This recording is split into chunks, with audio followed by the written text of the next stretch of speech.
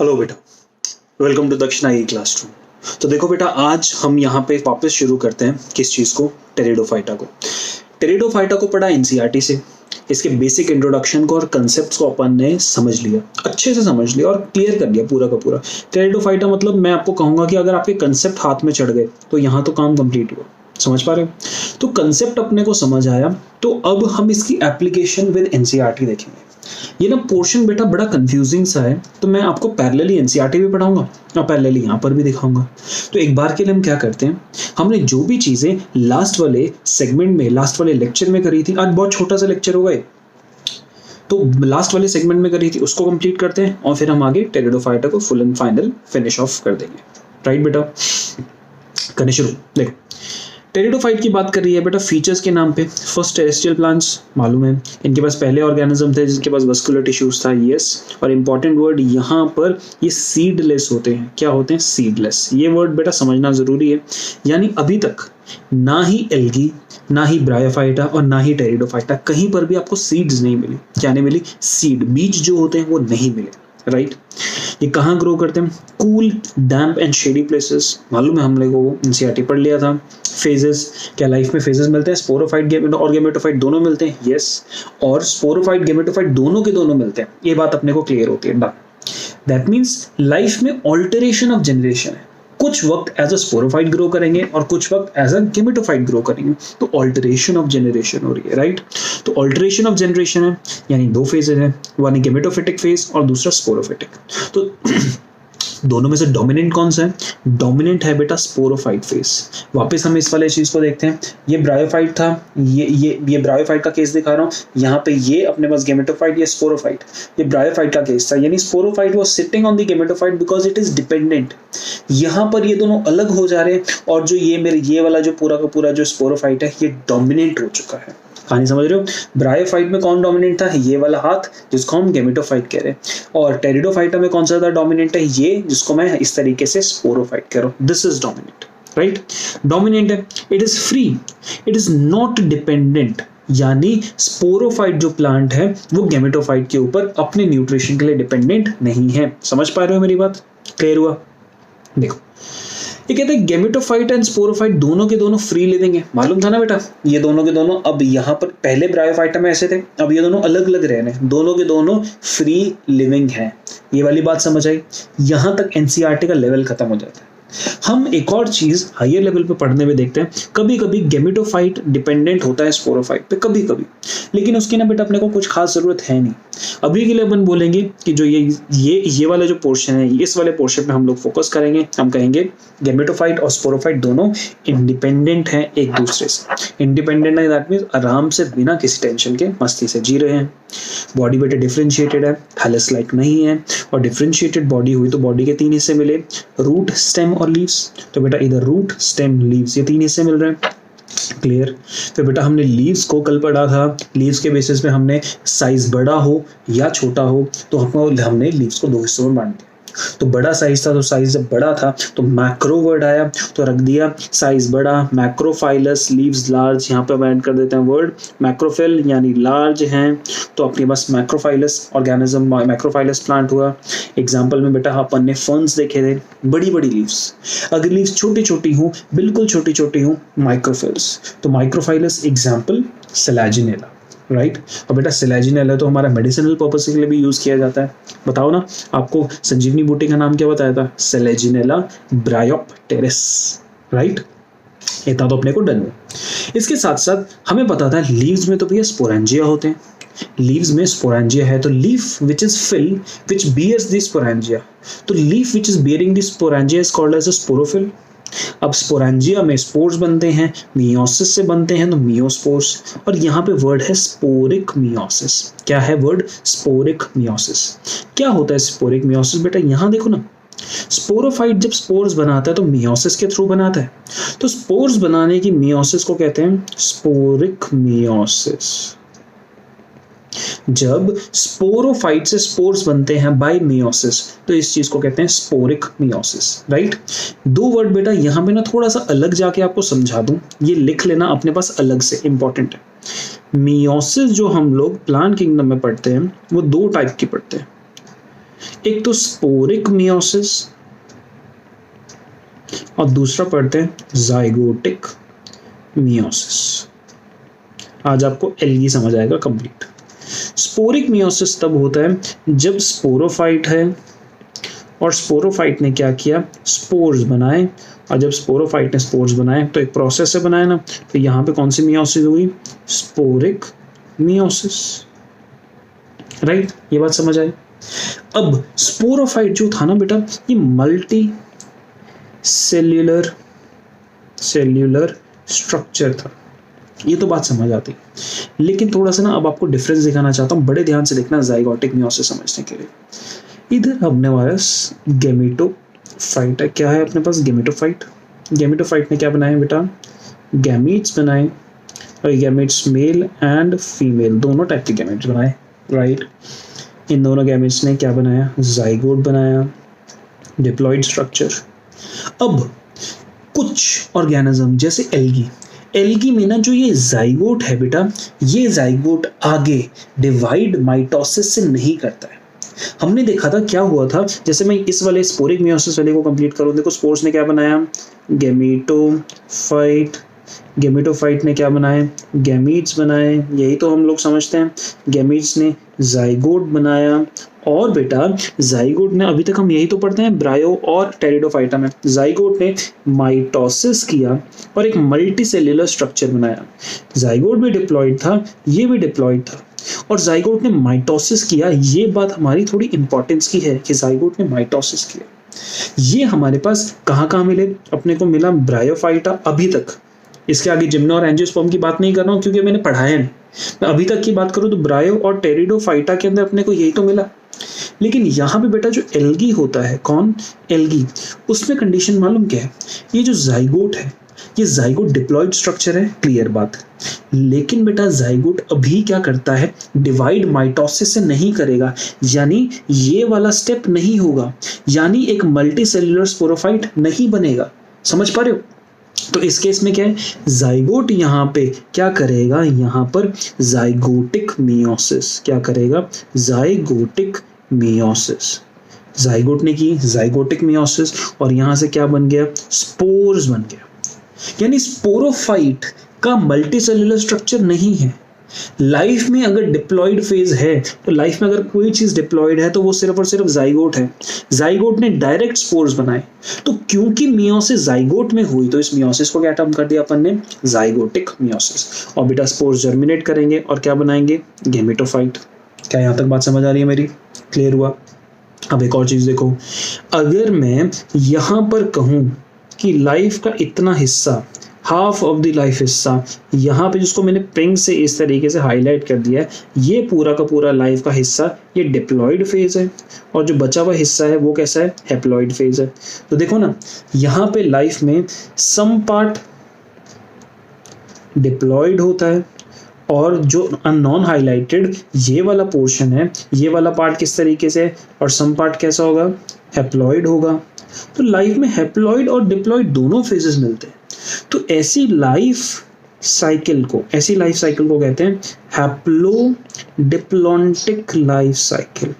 क्या कहते हैं, हैप्लोडिप्लॉन्टिक लाइफ साइकिल। क्लियर हो रही बात? यहां पर देखो बेटा, लाइफ में डिप्लॉइड फेज मालूम कहां मिल रहा है, सिर्फ और सिर्फ इतने, यानी एक लाइफ का बहुत ही कम पीरियड, वेरी लेस पीरियड,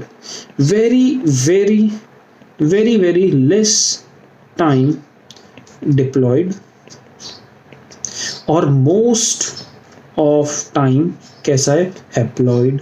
क्योंकि लाइफ मेजॉरिटरली हैप्लॉइड तरीके से जी जा रही है, तो ऐसी लाइफ साइकिल को कहते हैं हैप्लॉन्टिक लाइफ साइकिल। क्योंकि यहाँ पे हैप्लॉइड डिप्लॉइड ऑलमोस्ट बराबर था, तो हैप्लोडिप्लॉन्टिक, और क्योंकि यहाँ पे सिर्फ और सिर्फ हैप्लॉइड फेज मेजर दिख रहा है, डिप्लॉइड फेज बहुत ही कम टाइम के लिए जब तक जाइगोट है तभी है, तो इसको हैप्लॉन्टिक लाइफ साइकिल कहते हैं। कंसेप्ट समझ आया ना बेटा, इसमें तो कोई डाउट नहीं। तो अगर मैं वर्ड बोलता हूँ स्पोरिक मियोसिस और दूसरा वर्ड बोलता हूँ जाइगोटिक मियोसिस, तो क्या ये दोनों कंसेप्ट अपने को क्लियर होते हैं?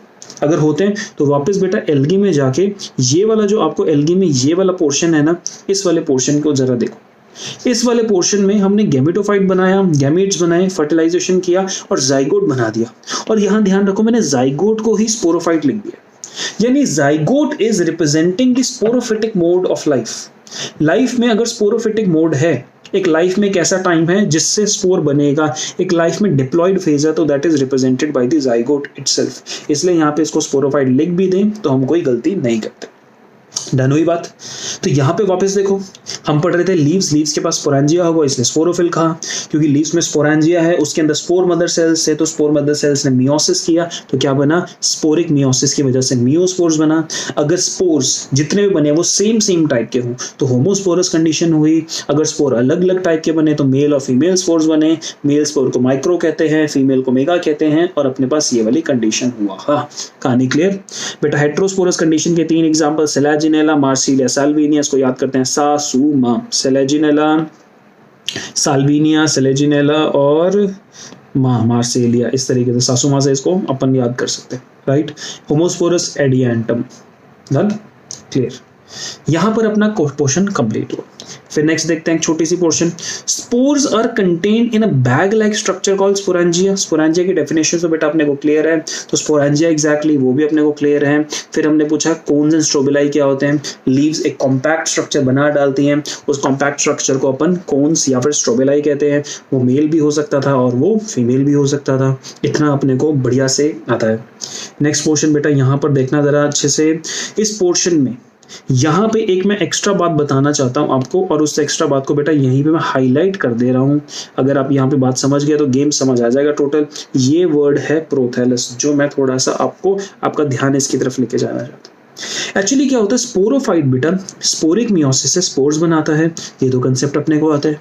और जब भी स्पोर जर्मिनेट करता है, स्पोर क्या बनाएगा, गेमेटोफाइट। लेकिन डायरेक्ट एडल्ट गेमेटोफाइट नहीं बना देता है। जैसे अपन ने मॉसिस में देखा था प्रोटोनीमा बनता है ना, मॉसिस में याद करो प्रोटोनीमा स्टेज थी, यहाँ पे प्रोथैलस स्टेज है। कौन सी स्टेज है, प्रोथैलस स्टेज। और ये प्रोथैलस स्टेज फिर जाके एडल्ट गेमेटोफाइट जिसमें गेमेटेंजिया है उसमें कन्वर्ट होती है। ये गेमेटेंजिया से गेमेट्स बनते हैं, फिर जाइगोट और फिर स्पोरोफाइट। सिंपल तो है। यानी जैसे मॉसिस में स्पोर ने जर्मिनेट करके क्या बनाया, प्रोटोनीमा, यहाँ पे स्पोर जर्मिनेट करके डायरेक्ट एडल्ट गेमेटोफाइट नहीं बनाता है, वो पहले बनाएगा प्रोथैलस। क्या बनाएगा बेटा, प्रोथैलस। बस ये वाली बात अपने को समझना था थोड़ा सा जरूरी। बोलो क्या समझ आया अपने को, बहुत बढ़िया, आसानी से सिंपल अंडरस्टैंडिंग क्लियर। अब ये आपको एक बड़ा सा कंपैरेटिव चार्ट दिखा रखा है, जो आपको रफली दिखाई तो नहीं दे रहा है, लेकिन आपको समझ आ रहा है कि एक हमने ये पोर्शन बना डाला, एक अपने ये पोर्शन बना डाला। ये दोनों पोर्शन बेटा अलग अलग है ये डिफाइन करने के लिए कि जो अपने टेरिडोफाइटा होते हैं, कौन, ये जो हमारे टेरिडोफाइटा होते हैं ना बेटा, ये टेरिडोफाइटा होमोस्पोरस भी तो हो सकते हैं, जैसे एडिएंटम का केस देखा अपन ने अभी तो देखा, होमोस्पोरस भी हो सकते हैं, या फिर ये हेट्रोस्पोरस भी हो सकते हैं, जैसे सासुमा अपन ने देखी। तो अगर ये होमोस्पोरस हैं या फिर अगर ये हेट्रोस्पोरस है, तो अपनी लाइफ को किस तरीके से जीते हैं, how do they live their life, अपने को ये वाली बात समझनी। क्लियर हुई बात। तो बेटा इस बात को समझने के लिए एक तरीके से मैं यहाँ से कहानी स्टार्ट करता हूँ, और सबसे पहले आपको हेट्रोस्पोरस कंडीशन समझाता हूँ। कौन सी समझाता हूँ, हेट्रोस्पोरस कंडीशन। स्पोरोफाइट है बेटा अपने पास, स्पोरोफाइट है तो आपने इमेजिन किया कि स्पोरोफाइट है, और यहाँ पे अपने पास प्लांट है, प्लांट में इस तरीके से लीफ है, लीफ के अंदर इस तरीके से पाउचेस लगे हुए हैं। यहाँ तक तो अपने को इमेजिन हो रहा है। पाउचेस को स्पोरेंजिया कह सकते हैं क्योंकि स्पोरोफाइट है, और हेट्रोस्पोरस कंडीशन को हम लोग यहाँ पे हेट्रोस्पोरस कंडीशन को रीड कर रहे हैं ना बेटा, तो यहाँ पे ये मेगास्पोरोफिल एंड माइक्रोस्पोरोफिल थी, राइट। अब देखो स्पोरोफाइट के पास स्पोरोफिल होंगी, यस ये स्पोरोफिल है। अगर हेट्रोस्पोरस कंडीशन है तो जो स्पोर्स है, स्पोर्स हमारे पास माइक्रोस्पोर एंड मेगास्पोर्स हैं, राइट। अब ये माइक्रोस्पोर और ये मेगास्पोर्स जो हैं वो माइक्रोस्पोरेंजिया एंड मेगास्पोरेंजिया के अंदर बैठे हैं, और mega and microsporangia megasporophyll and microsporophyll पे बैठी है। इतना तो क्लियर। यानी लीफ माइक्रोफिल या मेगाफिल, माइक्रोफिल पे माइक्रोस्पोरेंजिया एंड मेगास्पोरोफिल, मेगाफिल पे या मेगास्पोरोफिल के ऊपर आपके पास मेगास्पोरेंजिया। डन। तो माइक्रो, अब मैं बात करता हूँ मेगास्पोरोफिल, किसकी बात करता हूँ, माइक्रो नहीं मेगा की बात करता हूँ। एक ऐसी लीफ जिसपे मेगास्पोरेंजिया है। देखो मेगास्पोरोफिल इज अ बेटा लीफ, इसके नीचे लिख देते हैं कि ये क्या है, हमारी लीफ है, और ये भी अपने पास लीफ है। बेटा लीफ के पास क्या स्पोरेंजिया होगा, क्योंकि मेगास्पोरोफिल है तो मेगास्पोरेंजिया है। मेगास्पोरेंजिया के अंदर अपने पास क्या बनेगा, मेगास्पोर बनेगा। तो यहाँ पर अपने पास क्या हुई, स्पोरिक मियोसिस हुई। तो यहाँ पे स्पोरिक मियोसिस हुई और हमने कह दिया, ऐसे लिख देते हैं, स्पोरिक मियोसिस। ये स्पोरिक मियोसिस इधर हुई तो बेटा मेगास्पोरेंजिया के अंदर आपकी स्पोरिक मियोसिस होती है और क्या बनेगा, इधर ये दिख रहा है जो आपको गोल गोल में, मेगास्पोर। क्लियर। अब मेगास्पोर बना तो मेगास्पोर डेवलप किस में होगा, प्रोथैलस में, और फिर किस में डेवलप हो जाएगा, फीमेल गैमेटोफाइट में। तो देखो ना, मेगास्पोर मैंने यहाँ प्रोथैलस नहीं लिखा है, अगर मैं यहाँ पे लिख दूं कि प्रोथैलस, और प्रोथैलस किस में कन्वर्ट हुआ, फीमेल गैमेटोफाइट। बोलो यहाँ तक कोई डाउट नहीं ना? क्यों? क्योंकि मेरे पास मेगास्पोरोफिल है, मेगास्पोरोफिल के अंदर मेगास्पोरेंजिया, मेगास्पोरेंजिया के अंदर स्पोरिक मियोसिस हुआ और मेगास्पोर बन गया। मेगास्पोर अपने आप में बेटा एक हैप्लॉइड स्ट्रक्चर है, क्योंकि मियोसिस के बाद बना ना, तो जब अपने पास स्पोर जर्मिनेट करता है तो क्या बनाता है, प्रोथैलस बनाता है, और प्रोथैलस आगे डेवलप होता है तो एक प्रॉपर फीमेल गैमेटोफाइट जिसमें फीमेल सेक्स ऑर्गन प्रेजेंट होगा। क्या ये बात आपको समझ आ रही है? अच्छे से बात समझ आ रही है बेटा? ये सब स्ट्रक्चर कहाँ है, ये सब लीफ है, लीफ के अंदर मेगास्पोरेंजिया, ये मेरे पास ऐसे देखो लीफ में ये लटका हुआ मेगास्पोरेंजिया, मेगास्पोरेंजिया के अंदर आपके पास मेगास्पोर बन गया और यही मेगास्पोर बड़े होकर डेवलप होकर क्या बनना शुरू हो गया, फीमेल गैमेटोफाइट बनना शुरू हो गया। लेकिन ये सब कहानी कहाँ चल रही है, अभी भी लीफ पे लटके हुए ही चल रही है। That means every single thing till this stage, यहां तक की स्टेज में it is present on the sporophyte itself. अभी ये स्पोरोफाइट यानी प्लांट बॉडी पे, यानी लीफ के ऊपर ही चल रहा है, यानी लीफ के ऊपर मेगास्पोर ही था।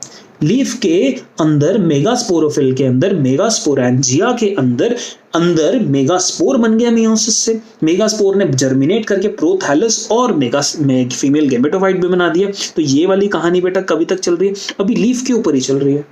ये केस तो हुआ इधर फीमेल का, तो मेल के केस में क्या होता है देखते हैं। मेल के केस में मेल वाली लीफ माइक्रोस्पोरोफिल, उसके ऊपर मेल वाला माइक्रोस्पोरेंजिया होगा। माइक्रोस्पोरेंजिया के अंदर भी यहाँ पर भी स्पोरिक मियोसिस होगी। स्पोरिक मियोसिस होगी तो बेटा हैप्लॉइड माइक्रोस्पोर बन जाएगा और हैप्लॉइड माइक्रोस्पोर डेवलप करेगा किस चीज के अंदर, थ्रू प्रोथैलस। प्रोथैलस के माध्यम से होते हुए किसमें डेवलप हो जाएगा, मेल गैमेटोफाइट। बोलो अपने को यहाँ पे क्लियर? पक्का, इसमें तो कोई डाउट नहीं है। यहां तक बेटा बात क्लियर हुई? तो देखो फीमेल गैमेटोफाइट और मेल गैमेटोफाइट क्या इतने पूरे पोर्शन में दोनों के दोनों लीफ पे बैठे हैं? यस, फीमेल गैमेटोफाइट और मेल गैमेटोफाइट अभी लीफ पे ही बैठा है। अब मेल क्या कहता है कि मेल फीमेल गैमेटोफाइट को कहता है कि मैं उस स्पोरोफाइट के लीफ पे ही बैठा रहूंगा। गैमेटोफाइट की बात हो रही है, तो गैमेटोफाइट कौन सा वाला, मेल कहता है कि मैं प्लांट की लीफ पे ही बैठे रहूंगा, लेकिन तू जो फीमेल गैमेटोफाइट है वो प्लांट को डिटैच करके जमीन पे गिर जा। तो जो ये फीमेल गैमेटोफाइट है detach from the parent sporophyte plant, यानी फीमेल गैमेटोफाइट क्या हुई, पेरेंट प्लांट से निकल गई। यहां तक की बात समझ आई? अगर आपको बात समझ आई है तो आप ये वाला डायग्राम देखो बेटा, अच्छे से समझ पाओगे। इस डायग्राम के अंदर हम क्या करते हैं, ये प्लांट बनाते हैं, यहाँ पे एक और यहाँ पे एक, दो पत्ती बनाते हैं इस तरीके से, ऐसे इसको भी इस तरीके से बना देते हैं। तो ये हमारे पास हुआ माइक्रोस्पोरोफिल और मेगास्पोरोफिल। बोलो ये वाली बात समझ आई? यहाँ पे ये स्पोरोफाइट प्लांट है बेटा, ये कौन सा प्लांट है, स्पोरोफाइट, और ये हेट्रोस्पोरस कंडीशन बनाएगा ना, क्योंकि ऊपर आपके पास यहाँ पे से क्या बनेगा, फाइनली मेगास्पोर बन जाएगा और यहाँ पे क्या बन जाएगा, माइक्रोस्पोर बन जाएगा। अब बेटा यहाँ पे लीफ पे ही ये गेम चल रहा है। मेगास्पोर ने क्या बना दिया, फीमेल गैमेटोफाइट बना दिया और इसने मेल गैमेटोफाइट बना दिया, राइट। अब कंडीशन क्या होगी, ये फीमेल गैमेटोफाइट प्लांट को छोड़ के बाहर जाएगी, ये डिटैच कर जाएगी, क्या कर जाएगी, डिटैच कर जाएगी। तो अब कंडीशन मालूम बेटा क्या होगी कि प्लांट इस तरीके से है, ये हमारे पास प्लांट है, यहाँ पे ये माइक्रोस्पोरोफिल वाला ये है, इधर अपने पास क्या बैठा है, मेल फाइट बैठा है, अभी लीफ के ऊपर ही बैठा है, और लीफ के ऊपर बैठे बैठे क्या बनाता है, एंथीरोजोइड्स बनाता है। और एंथीरोजोइड्स कहाँ जाना चाहेंगे, फीमेल गेमेटोफाइट के पास ना। तो यहाँ अपने पास कौन बैठी है, फीमेल गेमेटोफाइट। ये कहाँ बैठी है, जमीन पे बैठी है। और एंथीरोजोइड ऐसे यहाँ से मूव करेंगे और फीमेल गेमेटोफाइट के अंदर जाएंगे। और किसके माध्यम से जा रहे हैं बेटा, पानी के माध्यम से जा रहे हैं। By the medium of water, the antherozoids are moving to the female gametophyte। क्या दोनों डायग्राम के बीच में आपको समझ आ रहा है फर्क? यहाँ पर ऊपर वाले केस के अंदर मेगास्पोरोफिल माइक्रोस्पोरोफिल ऐसे कंडीशन पड़ी थी, यहाँ से यहाँ पर बैठा रहेगा ये मेल गेमेटोफाइट, इधर ही बैठा रहेगा। लेकिन फीमेल गेमेटोफाइट अलग हो गई, अलग होगी तो अपने को अलग दिखाई दे रही है। लेकिन मेल गेमेटोफाइट कहाँ बैठा है, पेरेंट प्लांट पे ही बैठा है। वहीं पे बैठे बैठे क्या बनाएगा, एंथीरोजोइड्स दैट मींस स्पर्म्स बनाएगा। और ये स्पर्म्स जाएंगे पानी की मदद से कहाँ पर, फीमेल गेमेटोफाइट के पास। क्लियर? इसके आगे डेवलपमेंट क्या होगी अपन ये भी देख लेते हैं। डेवलपमेंट को बेटा आगे कहें तो ये बैठी है इधर फीमेल गेमेटोफाइट, और फीमेल गेमेटोफाइट के ऊपर यहाँ पर बैठा है क्या, जाइगोट। क्या बैठा है, जाइगोट। राइट? अब ध्यान से ये स्ट्रक्चर देखते रहना बेटा, इधर फीमेल गेमेटोफाइट और इधर जाइगोट। तो अब कंडीशन क्या हुई, इधर फीमेल गेमेटोफाइट है और यहाँ पे जाइगोट इस तरीके से बड़ा होने लगता है और इस तरीके से एम्ब्रियो के अंदर कन्वर्ट होने लगता है। यहाँ पे एम्ब्रियो बनता है। तो अब ये अपने पास जाइगोट स्टार्टिंग में शुरुआत में न्यूट्रिशन कहाँ से ले रहा है, यानी ये फीमेल गेमेटोफाइट जाइगोट को न्यूट्रिशन दे रही है जाइगोट स्टेज में, और इनिशियल एम्ब्रियो के स्टेजेस में न्यूट्रिशन दे रही है। लेकिन जैसे ही एम्ब्रियो और बड़ा होके खुद की फोटोसिंथेसिस करने लायक हुआ, तो यहाँ पर क्या हुआ, एम्ब्रियो बड़ा हुआ और ये खुद की फोटोसिंथेसिस करने लायक हो गया। तो एम्ब्रियो के पास इस तरीके से छोटा छोटा प्लांट बन गया, लीफ बनने लगी। तो यहाँ पे जो ये फीमेल गेमेटोफाइट था, फीमेल गेमेटोफाइट जो था बेटा, यहाँ पर क्या हो जाता है, dies. Female gametophyte dies and this sporophyte is now independent। ये स्पोरोफाइट अब क्या है, इंडिपेंडेंट है। बोलो क्या अपने को पूरा का पूरा कहानी समझ आया? देखो कहानी किस तरीके से सीरीज से हमारा चलता रहा और बढ़िया से आपको कहानी क्लियर हुई। कैसे क्लियर हुई, दोबारा देखते हैं। यहाँ पर हमारे पास प्लांट है जिसमें मेगास्पोरोफिल और माइक्रोस्पोरोफिल है। मेगास्पोरोफिल है तो इसके अंदर इसने फाइनली मेगास्पोर के माध्यम से बना दिया एक फीमेल गेमेटोफाइट। माइक्रोस्पोरोफिल है तो इसने मेल गेमेटोफाइट बनाया। ये फीमेल गेमेटोफाइट कुछ वक्त बाद डिटैच हो जाता है तो इस तरीके से जमीन पे गिर जाता है। जमीन पे गिरने के बाद यहाँ पर तो बनेगा एग। यहाँ पर मेल गेमेटोफाइट ने क्या बनाया, स्पर्म यानी एंथीरोजोइड, जो किसकी मदद से, ये इंपॉर्टेंट क्वेश्चन है, किसकी मदद से, पानी की मदद से पहुंचा फीमेल गेमेटोफाइट के पास। जब इसकी मदद से फीमेल गेमेटोफाइट पहुंचा तो देखो बेटा जब फ्यूज हो जाएगा जाइगोट बनेगा। जाइगोट इनिशियली न्यूट्रिशन कहां से ले रहा है, फीमेल गेमेटोफाइट से। जाइगोट इनिशियल न्यूट्रिशन कहां से ले रहा है, फीमेल गेमेटोफाइट से। ये वाली बात बेटा एनसीईआरटी ने नहीं बताया, बट ये कंसेप्ट के लिए बहुत ही जरूरी है। यहां पे जाइगोट ने लिया फीमेल गेमेटोफाइट से न्यूट्रिशन, थोड़ा सा बड़ा सा एम्ब्रियो अभी भी न्यूट्रिशन ले रहा है, और जब एक छोटा सा प्लांट बन गया फोटोसिंथेसिस के लायक, तब तक फीमेल गेमेटोफाइट मर जाएगा और स्पोरोफाइट अब अपने को इंडिपेंडेंट मिलेगा।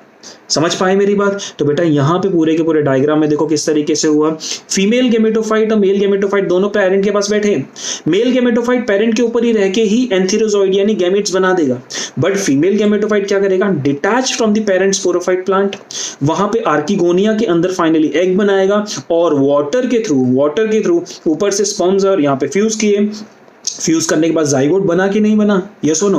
अब जरा यहाँ पे लाइन पढ़ो, zygote derives nutrition from the female gametophyte which is photosynthetic. यानी शुरुआत में जाइगोट और एम्ब्रियो दोनों अपना न्यूट्रिशन कहां से डिराइव कर रहे हैं, फीमेल गेमेटोफाइट से ही डिराइव कर रहे हैं, और फाइनली डेवलप हो जाएगा एक एडल्ट इंडिपेंडेंट स्पोरोफाइट के अंदर। बोलो बात समझ आई कि नहीं समझ आई? बढ़िया से समझ आई ना? अब देखो एनसीईआरटी कैसे कहती है इस बात को, हम लोग बेटा एनसीईआरटी में देखते हैं। हम लोगों ने एनसीईआरटी में जहां पे लास्ट क्लास में छोड़ा था, हमने यहां पे छोड़ा था, हम यहां पे इस पॉइंट को दोबारा शुरू करते हैं। और ये कहता है कि the spores germinate to give rise to inconspicuous, छोटा सा small but multicellular structure, और उस स्ट्रक्चर को, फ्री लिविंग स्ट्रक्चर को हम लोग मोस्टली फोटोसिंथेटिक स्ट्रक्चर को क्या कहते हैं, थैलोइड गेमेटोफाइट कॉल्ड प्रोथैलस। यानी स्पोर ने बनाया प्रोथैलस, और प्रोथैलस खुद की फोटोसिंथेसिस कर सकता है, यस कर सकता है। These gametophytes require cool, damp and shady places to grow. Done, clear हो गया. Because of this specific requirement, कैसी requirement है? Cool, damp and shady places. Grow करने के लिए ऐसी specific requirement है. Because of this specific requirement and need for water for fertilization, समझ आती है? पानी इनको fertilization के लिए भी जरूरी चाहिए था. इसीलिए ये टेरिडोफाइट बहुत ज़्यादा दूर तक फैले हुए नहीं है. ये पानी के आसपास वाले इलाकों में मिल सकते हैं. एक्सेप्शन बोलो कौन हुआ? कुछ टेरिडोफाइटा बेटा सैंडी एरियाज में मिल सकते हैं, सैंडी इलाकों में जो आपके पास वहां पे रेतीले इलाके हैं वहां पर मिल सकते हैं. बट मेजॉरिटरीली जो आपके पास टेरिडोफाइटा है वो आपको कहां मिल सकता है? वो इस तरीके से फैला हुआ only around the water bodies मिल सकता है. Right. The gametophyte bear male and female sex organs called antheridia and archegonia respectively. Right? Water is required for the transfer of antherozoids. ये बात तो मैं भी समझाई आपको. The male gametes are released from antheridia to the mouth of archegonium. Antheridia से निकाल के archegonium यानी फीमेल गेमेटोफाइट के ऊपर फीमेल सेक्स ऑर्गन के अंदर जाएंगे. Fusion of male gamete with the egg. Male gamete जो है वो एग के साथ फ्यूज करेगा और एग कहाँ है? आर्कीगोनियम के अंदर है. Result in the formation of zygote, यानी फीमेल गैमेटोफाइट के ऊपर जाइगोट बना. यहां तक क्लियर हो रहा है? कोई डाउट नहीं. देखो जाइगोट देयर आफ्टर उसके बाद produces a multicellular well differentiated sporophyte which is dominant phase in the pteridophyta. ये भी बेटा अपने को बात समझ आती है. क्लियर, ध्यान से रखना. अब in majority of pteridophytes all the spores are of similar kind. as such plants को हम लोग क्या कहते हैं? होमोस्पोरस. जैसे एडियांटम पढ़ा अपने को. जेनेरा यानी genus like Selaginella and Salvinia जो दो तरीके के स्पोर बनाते हैं, macro large spore, micro small spores are known as heterosporous. वो बड़े स्पोर एंड छोटे स्पोर बनाते हैं. The megaspore and microspore germinate and give rise to male and female gametophytes respectively. ये बात समझ आई? यानी मेगास्पोर से फीमेल गैमेटोफाइट बनेगा, माइक्रोस्पोर से मेल गैमेटोफाइट बनेगा. ये भी अपने को सब आती है कहानी. क्लियर हो रहा है? अभी मैं पढ़ा रहा हूं बेटा, वर्ड टू वर्ड क्लियर कर रहा हूं. इस बात को आप एक फ्लो में पढ़ेंगे, आपको मस्ती से समझ आएगा. देखना, कहानी क्लियर हुई? अब ये वाली लाइन इंपॉर्टेंट है. The female gametophyte in these plants heterosporous condition में are retained on parent sporophyte for variable periods. यानी फीमेल गैमेटोफाइट बन जाएगा पेरेंट प्लांट के ऊपर ही और वहां पर कुछ देर के लिए रहेगा. देखो ना यहाँ पर इधर क्या हुआ? Female gametophyte parent sporophyte plant पे बैठा है, कुछ वक्त के लिए बैठा है और उसके बाद रिटेन हुआ ना, उसके बाद डिटैच हुआ ना.